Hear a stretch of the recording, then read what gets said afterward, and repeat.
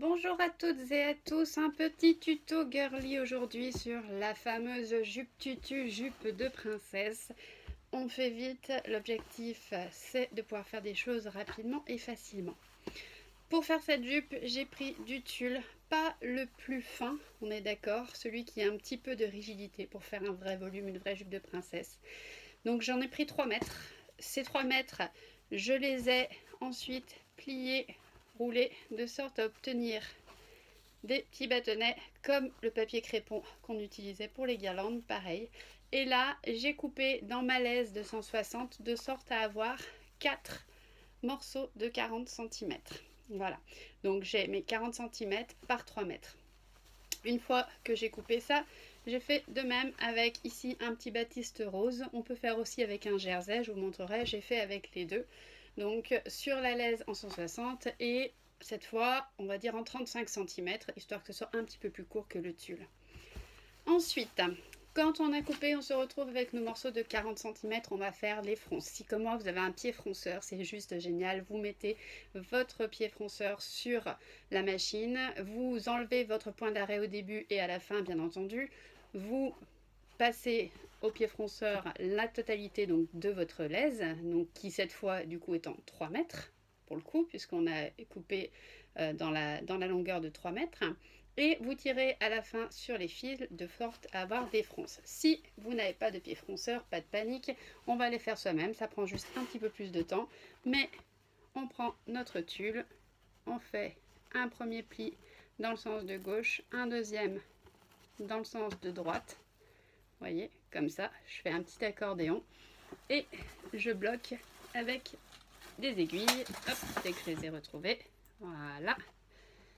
Je bloque ici. Dans l'idéal, on bloque chaque pli et à la verticale. Ça permettra de passer à la maque ensuite. Voilà. Je fais mon deuxième pli. Hop. Je mets mes aiguilles. Voilà. Ainsi de suite jusqu'à la fin.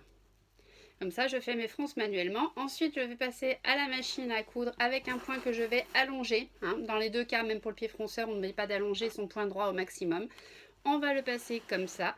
On va toujours enlever son point d'arrêt au début et son point d'arrêt à la fin. Et quand on aura passé notre tulle, on tirera sur les fils de chaque côté pour rétrécir notre tulle jusqu'à la largeur souhaitée. Moi par exemple, ma petite, elle a un tour de taille à 53. Je tire jusqu'à 55 histoire d'avoir un petit peu de marge. Mais on se base par rapport au tour de taille de la petite princesse pour laquelle on confectionne cette jupe. Donc on fait ça avec chaque bandeau finalement de 40 cm de tulle. Moi j'en ai fait une jupe avec 2 et une jupe avec 4. Pourquoi? Question volume, ampleur, c'est super princesse, mais avec 4 épaisseurs l'une sur les autres, c'est pas possible d'aller à l'école, disons, dans un monde normal. Quand on a fait nos 4 épaisseurs, on va les superposer. Excusez-moi, hein, j'ai pas voulu faire en live pour vous éviter tout le bruit.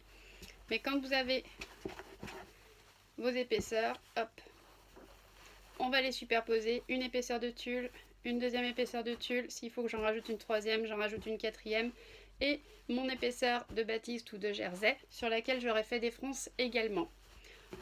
On les passe à la maque avec un point droit qui est allongé aussi.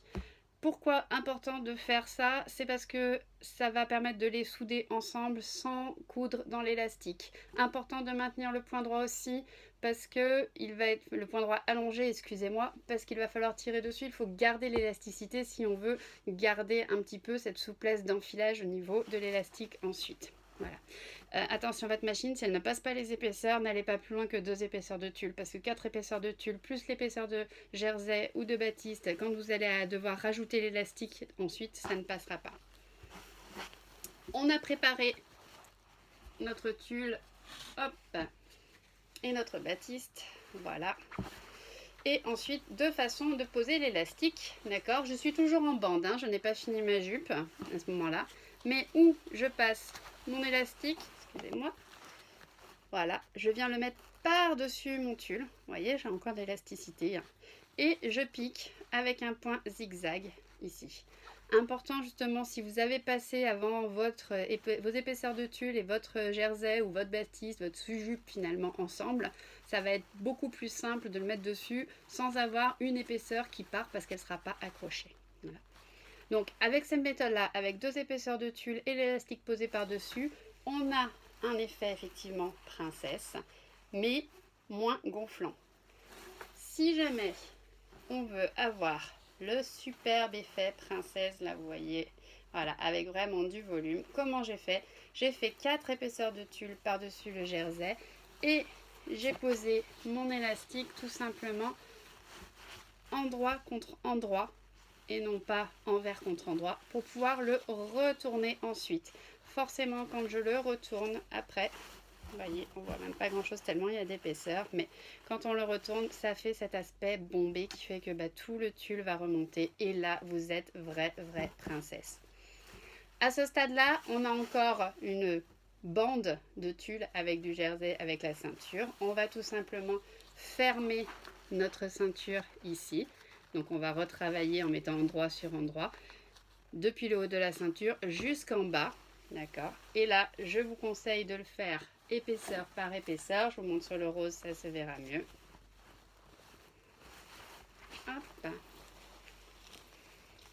On a la sous-jupe avec la ceinture et jusqu'à la jupe, mais qui n'est pas rattachée au tulle. Et chaque épaisseur est fermée à son niveau. Pourquoi? C'est juste pour garder ce volume et cet aspect princesse que nos petites filles adorent. Hop, et voilà, la deuxième finie à l'instant. C'est la petite jupe facile à faire qui fait que votre fille sera ravie. N'hésitez pas si vous avez des questions, je sais que c'est un petit peu rapide, je ne passe pas derrière la machine, mais je ne veux pas qu'il y ait le bruit non plus pour vous déranger. J'ai oublié de vous montrer quand même le principal aussi, attention intéressé, les élastiques à utiliser. Prenez des élastiques d'une belle largeur pour avoir un beau maintien à la taille et pour avoir un bon maintien au niveau du tulle. Vous en avez différents, mais voilà, il faut vraiment qu'on ait une belle tension et une belle qualité d'élastique si vous voulez que votre jupe tienne. Bonne soirée à tout le monde!